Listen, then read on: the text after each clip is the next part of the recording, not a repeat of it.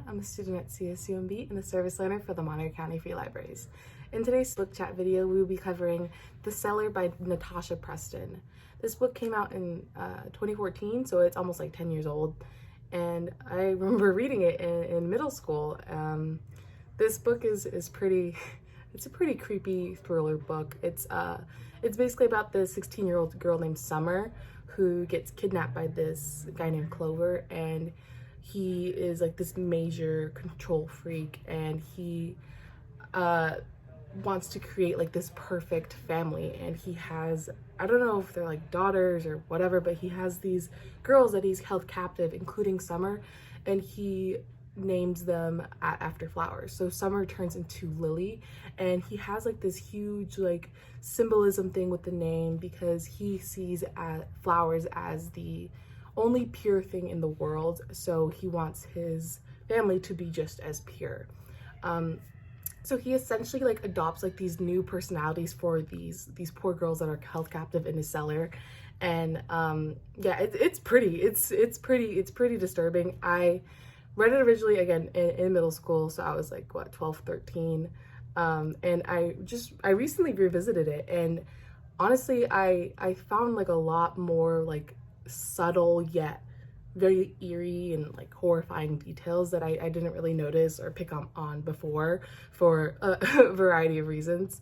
And yeah, it's a page turner, but it is a pretty hard read. I'll now read like the synopsis of it. Nothing ever happens in the town of Longthorpe. That is, until 16-year-old Summer Robinson disappears without a trace.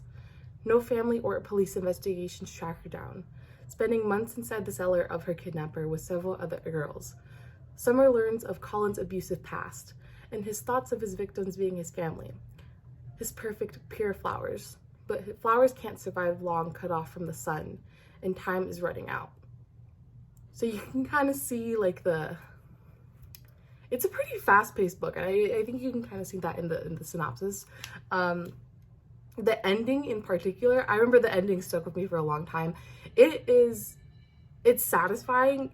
I guess it is a happy ending. Obviously I'm not gonna spoil it, but it is like a happy-ish ending, but it's pretty realistic because, you know, Summer and I'm not like Summer survives. So Summer survives, sorry for spoiling that, but when she gets back, nothing is really the same. The way that her family and people around her, because it's a small, sleepy town, and obviously everyone knows about the kidnappings. So it really changed her life forever. Like she's no longer, you know, just Summer Robinson. She is notorious for like this whole situation, and it's pretty sad. It is a pretty sad read. But I think it is pretty realistic, and I think it's a really good story. And I know that the Cellar is a series. I know there's like at least like 1 or 2 other books, maybe 3, I don't know.